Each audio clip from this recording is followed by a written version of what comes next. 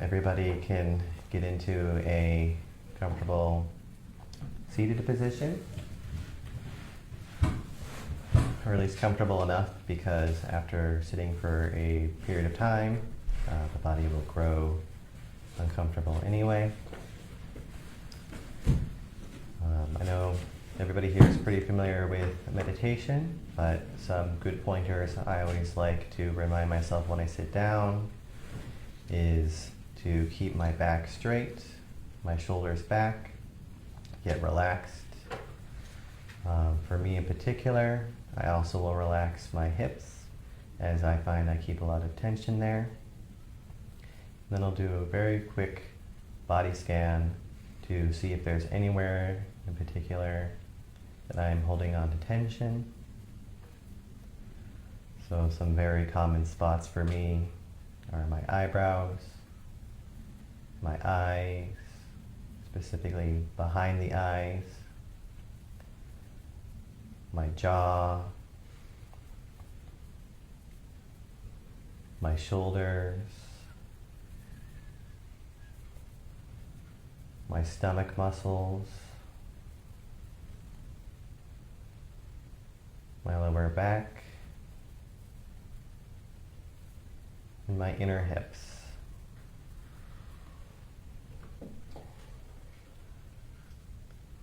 If they don't relax, that's okay. I just give myself the permission. That way, while I have this opportunity of meditation, they can relax if the conditions arise.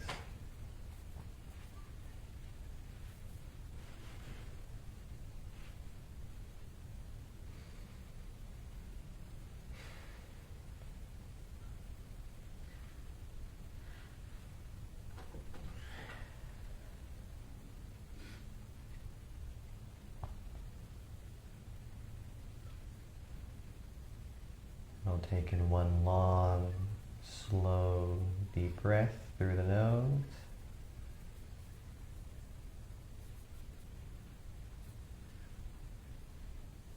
And let it out slowly.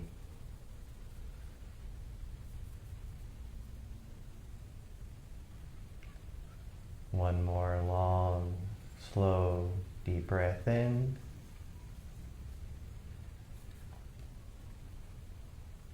And let it out slowly.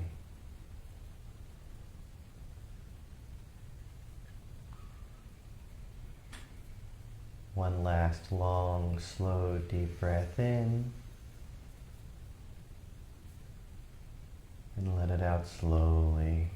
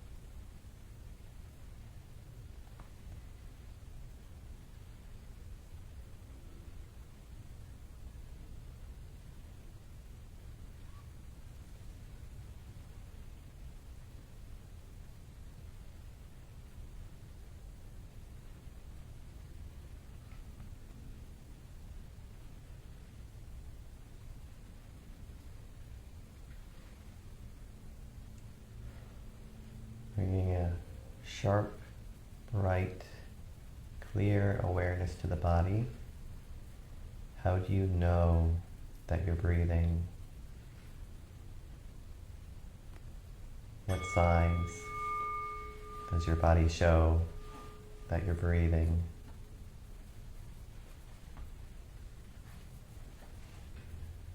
From the top of your head to the tip of your toes, how do you know that you're breathing?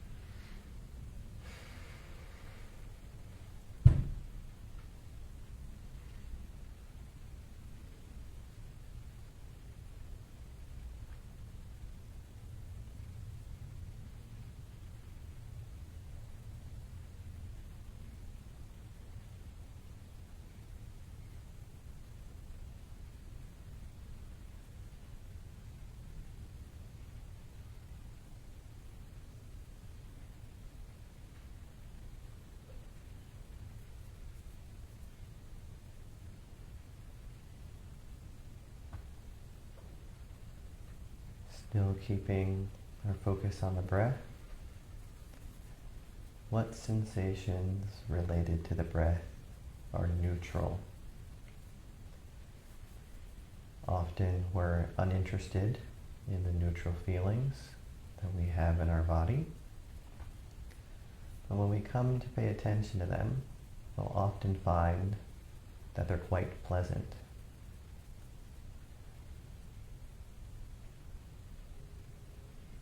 Exciting even. Can be new opportunity to learn something about how we experience our body on the daily and grow some wisdom on how to respond when these come up in our day-to-day life. How can these neutral sensations become joyful?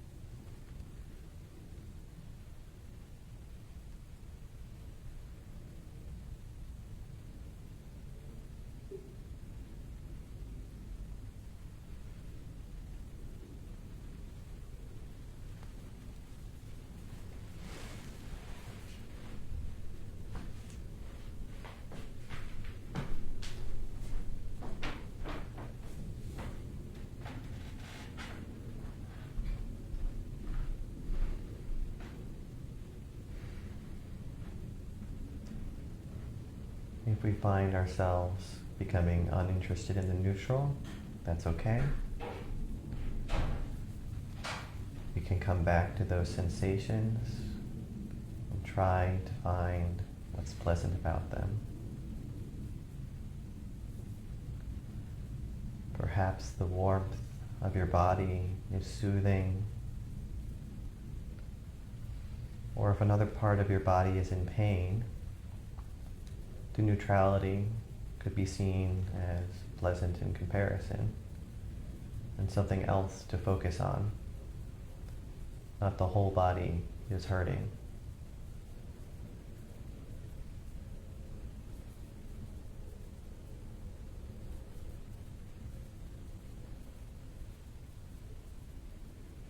Perhaps our lungs filling with air is also pleasant. We often don't notice it, but if you came upon a circumstance where we weren't able to breathe, very quickly we would notice that.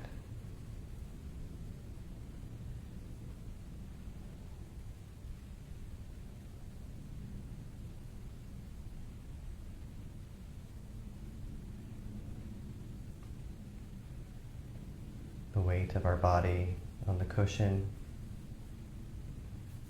giving us structure and solidity.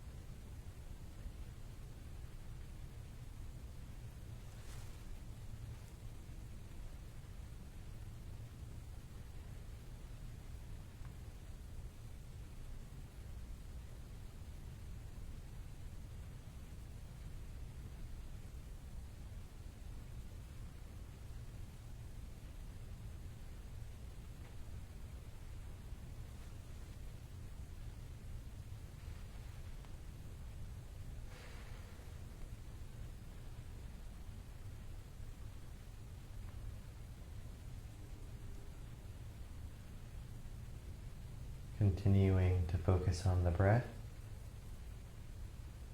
What do we find pleasant about the breath?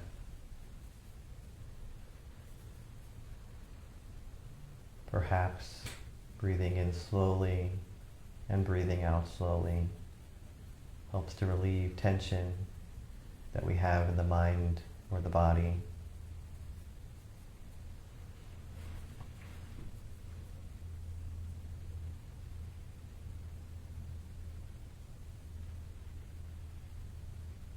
Maybe knowing that with each in-breath, we're giving all the cells in our body important energy, nutrients, in order to keep our body functioning. And with each out-breath, we get rid of all the carbon monoxide. You can even see it as a gift to whatever plants they are, as they use that as a primary source of food.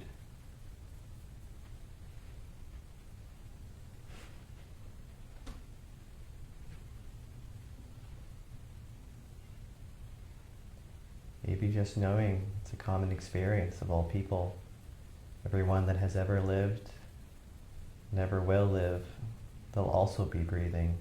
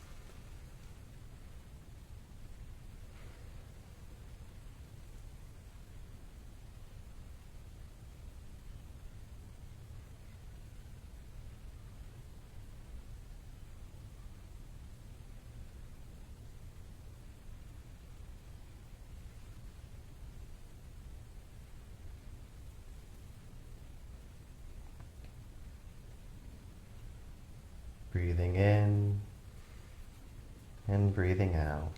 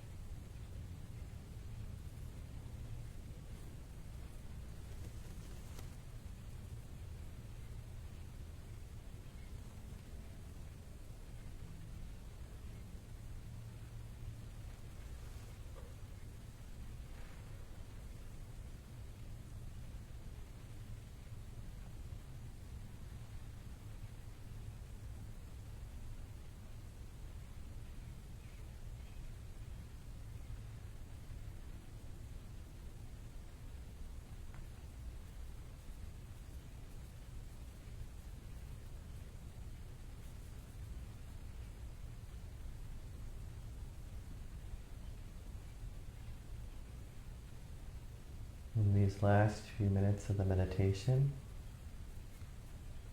you can reflect on the fact that it's a Monday afternoon, evening even. You could have been doing so many other things, and yet you decided to come here. That's beautiful, wonderful, and inspiring. When you go to bed today, you can think, I did a good thing today. So, in these last few minutes, you can rejoice in your own wholesome actions, your commitment and development of mind, of wisdom, of samadhi.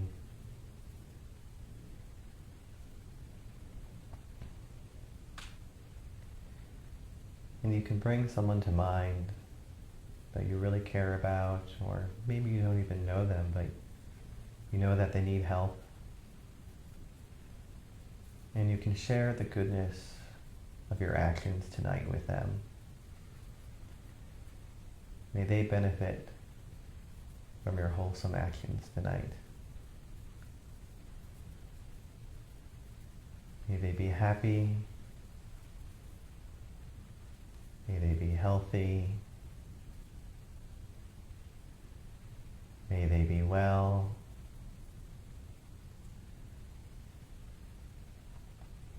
And may they have the supports that they need.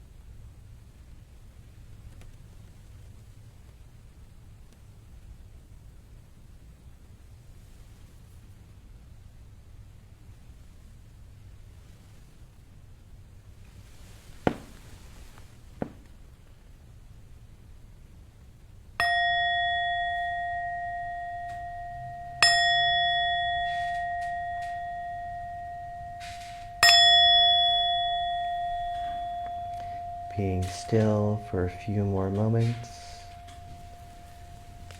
appreciating whatever peace or stillness of mind you may have had during the meditation. This is also a good time to reflect on what went well, so that if you come up with similar circumstances in the future, you'll have another tool in your box, as well as what didn't go so well this time. And this way we can learn based off our experience and work on it for next time.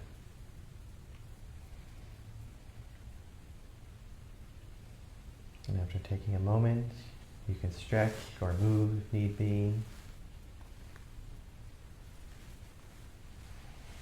Maybe do some light massaging.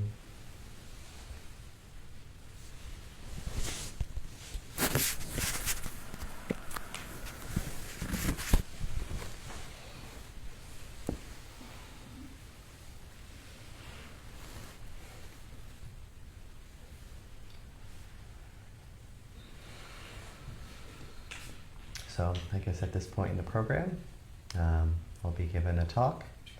So as I had introduced myself earlier, my name is Sāmaṇera Nipako. I'm a brand new monk, ordained last Sunday. So Bhante has me starting off right away with doing teachings like this. So I actually gave one at Rutgers slightly over 24 hours after I became a monk.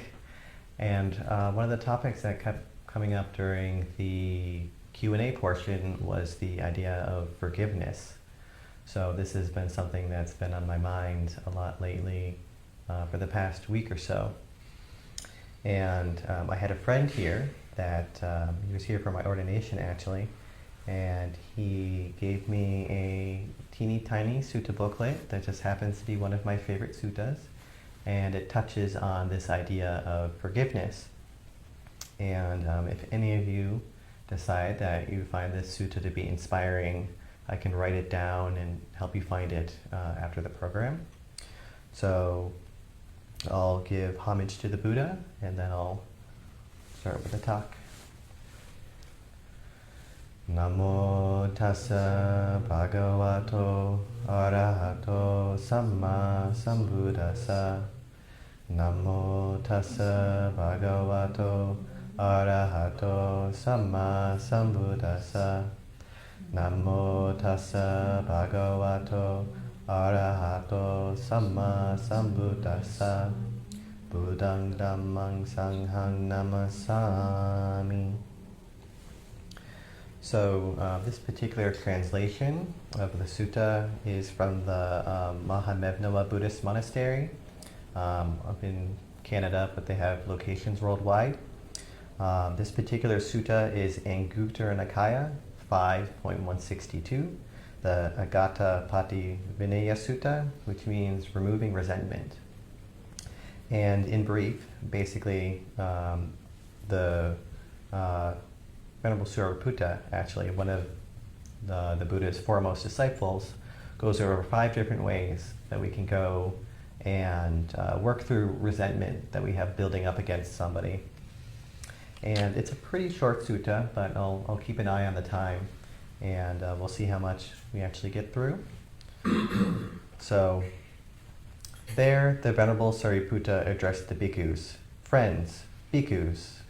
Friend, those bhikkhus replied. The Venerable Sariputta said this: Friends, there are 5 ways of removing resentment by which a bhikkhu should entirely remove resentment when it has arisen towards anyone. What 5? 1. Here, a person's bodily behavior is impure, but his verbal behavior is pure. One should remove resentment towards such a person. 2. A person's verbal behavior is impure, but his bodily behavior is pure. One should also remove resentment towards such a person. 3. A person's bodily behavior and verbal behavior are impure, but from time to time he gains an opening of mind, placidity of mind. One should also remove resentment towards such a person. 4. A person's bodily behavior and verbal behavior are impure, and he does not gain an opening of mind, placidity of mind, does not gain an opening of the mind, placidity of mind from time to time. One should also remove resentment towards such a person. And the last one, a person's bodily behavior and verbal behavior are pure, and from time to time he gains an opening of the mind, placidity of mind. One should also remove resentment towards such a person. So something I really appreciate about this is, at least for people like me, it's very easy to pick up on the bad things they're doing. And the focus here is to look at the good things people are doing. So if someone is being verbally abusive to me or mean to me or just unpleasant, I can be like, okay, they're being unskillful in these ways, but I haven't seen them hurt anybody physically. I've never seen them kill an insect. That's beautiful. That's amazing. I can reflect on that to at least take some of the edge off of whatever resentment I have towards them for not being kind to me or kind to others with their words. And similarly, maybe you see somebody that's doing things by body that are unskillful.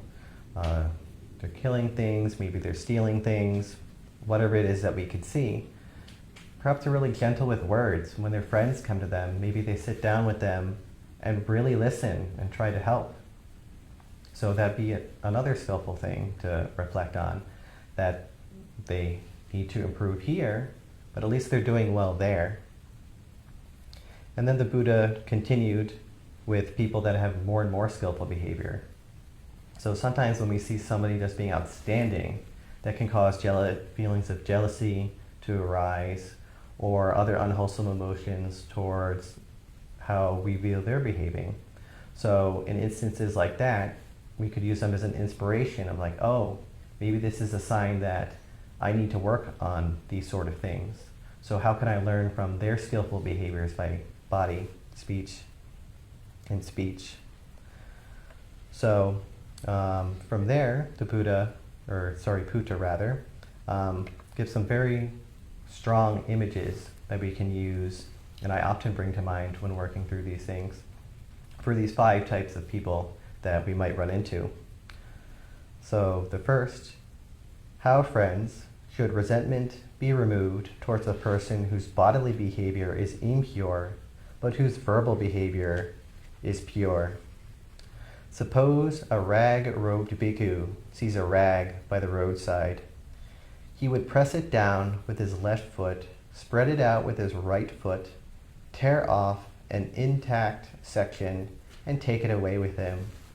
So too, when a person's bodily behavior is impure, but his verbal behavior is pure, on that occasion, one should not attend to the impurity of his body behavior, but should instead attend to the purity of his verbal behavior. In this way, resentment towards that person should be removed. This is an image I've always really liked, but I actually think of an apple more often. Like in kids' books, for example, there's often a worm in the apple. So in that case, the rest of the apple is fine. So you would gently remove the section with the worm in it, and then you can eat the rest of the apple. Or for here, and because during the Buddha's time, most robes were made of rags that were collected on the side of the road or from burial grounds. He's using that image of taking a part of a rag that's absolutely filthy, removing it, and then bringing it along afterwards so that it could be used to make a robe later. So again, focusing on what this person is doing skillfully with his verbal behavior, rather than focusing on what he isn't doing well with his bodily behavior. The second one, how, friends, should resentment be removed toward the person whose verbal behavior is impure, but whose bodily behavior is pure? Suppose there is a pond covered with algae and water plants. A man might arrive, afflicted and oppressed by the heat, weary, thirsty, and parched. He would plunge into the pond, sweep away the algae and water plants with his hands, drink from his cupped hands, and then leave. So too, when a person's verbal behavior is impure, but his bodily behavior is pure, on that occasion one should not attend to the impurity of his verbal behavior, but should instead attend to the purity of his bodily behavior. In this way, resentment towards that person should be removed. I love all the images in this sutta, but I've always appreciated this one for the fact that I used to do long distance backpacking, and sometimes you'll have no water availability for miles. So of course you got what's on your back, but sometimes that starts to run low. So I've luckily never been in a situation where I needed to take water out of a cow trough or something, but on the Continental Divide Trail, which is in the center of the country, that's how most of the water sources are. The hikers don't care that this water is dirty and for cows. They put it in their bottle, they filter it, and they drink it. They're just grateful that they have the water. So in this instance of somebody whose verbal behavior is impure, we can look at it the same way. We can be grateful that their bodily behavior is pure at least, and focus on that. Be grateful that they at least have those good qualities. And something with both these is that can actually be an avenue to help them encourage to become skillful in those other ways. Because when we encourage the behavior that people are doing well, they're more likely to continue to do it. Because people like good feedback. So I just appreciate the strong imagery here as well, like with the algae. The water's dirty here, the man doesn't care, he's parched, he's thirsty, he's been wandering around, And he just clears it out of the way. It's not a problem. You can work with it.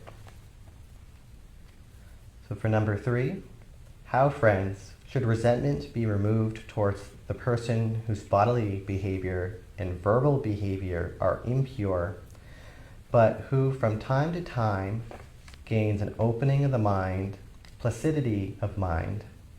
So in other words, someone that's like open to feedback once in a while, or they have periods of time where they're willing to learn or be less unpleasant in any given situation. So the Sariputta continues with another image to use with this. Suppose there is a little water in a puddle, and something that's not here is this is a cow hoof print. So you're in the middle of the desert, you're completely parched, you haven't had water for days, and the only water you have is a little puddle in a leftover footprint from a cow hoof. Then a person might arrive afflicted and oppressed by the heat, weary, thirsty, and parched. He would think, this little bit of water is in the puddle. If I try to drink it with my cupped hands or with a vessel, I will stir it up, disturb it, and make it undrinkable. Let me get down on all fours, suck it up like a cow, and depart. He then gets down on all fours, sucks up the water like a cow, and departs.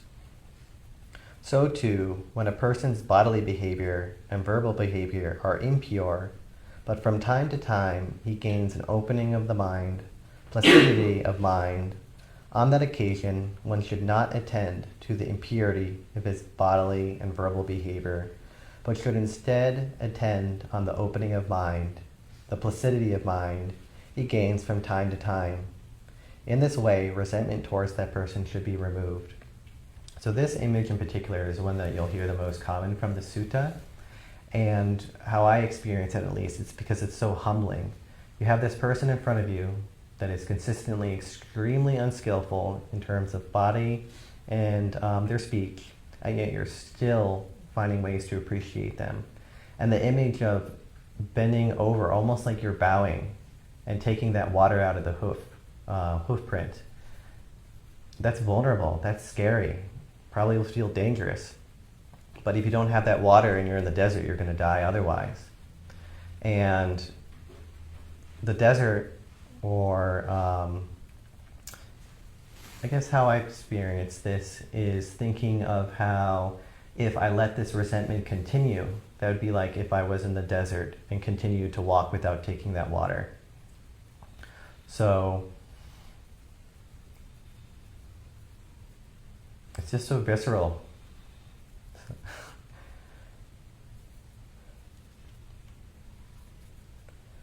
And then number 4, how, friends, should resentment be removed towards a person whose bodily and verbal behavior are impure, and who does not gain an opening of the mind, placidity of mind, from time to time? So you could think of somebody that no matter how they're acting, it's usually unskillful, almost always unskillful. They're not willing to hear feedback. They don't want to hear anything you want to say or anybody else. They're just going to do whatever they want and not care what kind of consequences it has. Suppose a sick, afflicted, gravely ill person was traveling along a highway, and the last village behind him and the next village ahead of him were both far away. He would not obtain suitable food and medicine or a qualified attendant. He would not get to meet the leader of the village district. Another man traveling along the highway might see him and arouse sheer compassion, sympathy, and tender concern for him, thinking, "Oh, may this man obtain suitable food, suitable medicine, and a qualified attendant. May he get to meet the leader of the village district. For what reason? So that this man does not encounter calamity and disaster right here." So too, when a person's bodily and verbal behavior are impure, and he does not gain from time to time an opening of the mind, placidity of mind, on that occasion one should arouse sheer compassion, sympathy and tender concern for him. And then he continues with meeting the district, and then may he develop good bodily behavior, may he abandon verbal misbehavior and develop good verbal behavior. May he abandon mental behavior and develop good mental behavior. For what reason? So that with the breakup of the body after death, he will not be reborn in the plane of misery, in a bad destination, in the lower world, in hell. In this way, resentment towards that person should be removed. So the way I've always related to this is having somebody, like I said before, where they're just not willing to receive feedback, and they also do a lot of unskillful actions. So in this simile, you're not a doctor. You can't help them. But you can still wish that they will do well, that they will have the wisdom and the ability to change. And hope that they don't end up continuing to hurt themselves and others in the process. And I actually had somebody that I worked with for a while that I would use this particular imagery with. He wasn't quite number 4. He actually had a lot of good qualities. But I would think, these things he's saying, they not only hurt me, but I know that they're also hurting him in the long run. So I should have compassion for that. If he knew that he was causing this type of harm to me, and possibly other people as well, he probably wouldn't do it. When people are doing these sort of harmful actions, they often either think it actually is beneficial, or they genuinely don't know that it's harmful. So for me, reflecting on all the awful, horrible mistakes that I've made in my life, I could reflect on that and be like, I've been there before too. So if I would want people to be patient and kind with me when I'm doing these sort of things, why don't I do that for him as well? So I would do exactly this. It kind of reminds me of metta practice. May he abandon verbal mental behavior and develop verbal behavior. May he abandon bad mental misbehavior and develop good mental behavior. And in my experience as well with a lot of people, even though it might be very slow over time, people give you what they feel you perceive them as. So if you perceive them as somebody that's able to change, willing to change, they do have the seed of goodness in them, it might come out eventually. And I did see this with my relationship with this person. Over time, it did get better because I was at least doing the work on my end. And eventually, I saw the results from his end as well. And I was also doing metta practice at the same time.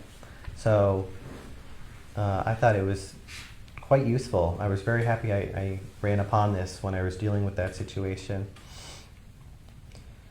And then number 5, how friends should resentment be removed towards the person whose bodily and verbal behavior are pure, and who from time to time gains an opening of the mind, placidity of mind? Suppose there were a pond with clear, sweet, cool water, clean, with smooth banks, a delightful place shaded by various trees. Then a man might arrive, afflicted and oppressed by the heat, weary, thirsty, and parched. Having plunged into the pond, he would bathe and drink, and then, after coming out, he would sit or lie down in the shade of a tree right there. So too, when a person's bodily and verbal behavior are pure, and from time to time he gains an opening of the mind, placidity of mind, on that occasion one should attend to his pure bodily behavior, to his pure verbal behavior, and to the opening of the mind, the placidity of mind, that he gains from time to time. In this way, resentment towards that person should be removed. Friends, by means of a person who inspires confidence in every way, the mind gains confidence. So this is a person you see with a lot of really good qualities. What Sariputta is basically saying here is we should keep them close to us. we should learn from them, we should grow with them, and try to also have those same good qualities by bodily and mind, verbally as well. And gain confidence from that. If that person is capable of being this way, I am too. They're a human, I'm a human, so why can't I be that way? It might be difficult, it might be hard, I'll probably make all sorts of mistakes along the way, but that's okay. And they're your spiritual friend, so if you're having a hard time, that's also somebody you can go to for advice, to grow with, and rejoice. For example, we have Venerable Xingwei here. She has all sorts of wonderful, beautiful qualities that I often reflect on, and I think that I can emulate. So I rejoice that I've been able to spend all this time with her. Me too. With Venerable, that's my pleasure, and really rejoice. He is such a decent, Venerable. It's very kind, Venerable. And yeah, rejoicing in it. Or like tonight, I'm rejoicing that 4 people came here to meditate on a Monday night. Like, you could be doing so many other things, and you came here. So that always fills so much joy into my mind and my body, and it inspires confidence that this is important work. People really need it. People really benefit from it. And we do it together. It would be very, very difficult to do it by ourselves. So just constantly reminding ourselves of the good things, especially of poorly acting individuals, like the earlier examples, and the individuals that act really well. Because especially if you live with people or if you have community, there's going to be times where you rub up against each other. And if you can't think good thoughts or recollect the good things that they do, that'll continue to add up until at some point it might spill over. So in community life in particular, even if it's just work or a friend you see a lot, being able to reflect on that, being able to rejoice in that will help you in the difficult times. It'll make things even easier in the good times. And maybe sometime they're having a hard time, you'll be able to tell them right off the top of your head the beautiful qualities that they have to help them inspire their own continued good actions and lift their mood in that moment. And then the sutta ends. These friends are the 5 ways of removing resentment by means of which a bhikkhu can entirely remove resentment towards whomever it has arisen. And at the bottom here, it wasn't on the outside, but it says this was translated by Bhikkhu Bodhi. So at this point, I'll respect the sutta by saying 3 sadhus. You can join in if you want. And then we can open up for Q&A. Sadhu, sadhu, sadhu.